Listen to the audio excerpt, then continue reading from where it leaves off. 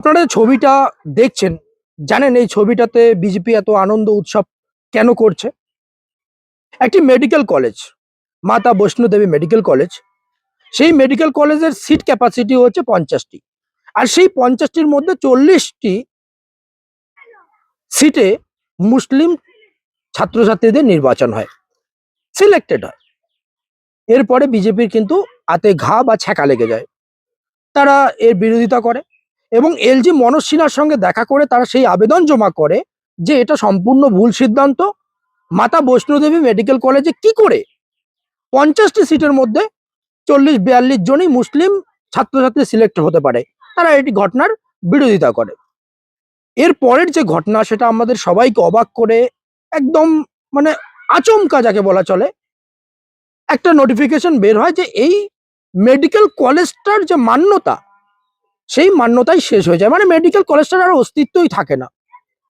তো এই ঘটনা পরে বিজেপির যে আনন্দ উৎসব, এটা দেখে কোথাও না কোথাও আমার সেই কথাটি মনে পড়ছে যে সেই সিনেমায় আমরা একটা ডায়লগ শুনেছি, জো মেরা নেই হুয়া ও কিসি কা হোনে নেই দুঙ্গা।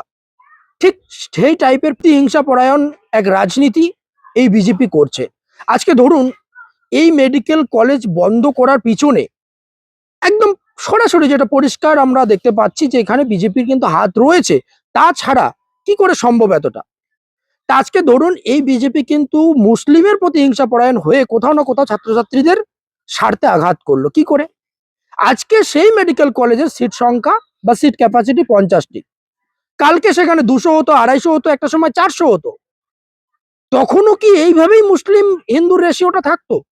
নিশ্চয় সেখানে যত সিট ক্যাপাসিটি বাড়তো, সেখানে কিন্তু অন্য অন্য ধর্মাবলী ছাত্রছাত্রী, শুধুমাত্র ধর্মাবলীর কথাটা এখানে উচ্চারণ করলে একটু একটু ভুলই বলা চলে, সেখানে কিন্তু ট্যালেন্টেড বা দক্ষ ছাত্রছাত্রীরা জায়গা পেত। তারা কিন্তু মেডিকেল কলেজে পড়ার মতো সুযোগ সুবিধা পেত। সেই অস্তিত্ব কিন্তু শেষ করে দিল বিজেপি।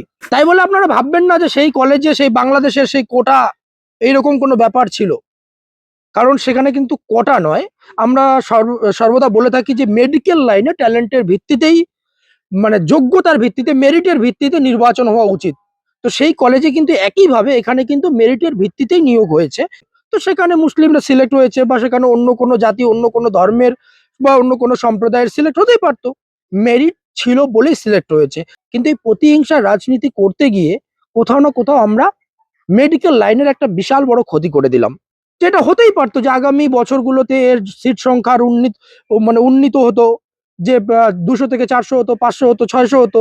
সেখানে মেরিটের ভিত্তিতে অন্য অন্য ধর্ম, অন্য অন্য সম্প্রদায়ের বা যে কেউ যারা প্রকৃতপক্ষে যোগ্য, তারা জায়গা নিত। এই রাজনীতির ফলে তারা আনন্দ করছে, কিন্তু আপনাদের কিন্তু আনন্দ করার জায়গা নেই। এভাবে একটি জ্বলন্ত মেডিকেল কলেজকে এভাবে শেষ করাটা আমাদের ভারতবর্ষের পক্ষে একটা হতাশার চিত্র ফুটে উঠে, বা একটা প্রতিহিংসার রাজনীতি ফুটে ওঠে। এটা আমাদের কাছে নিন্দনীয়।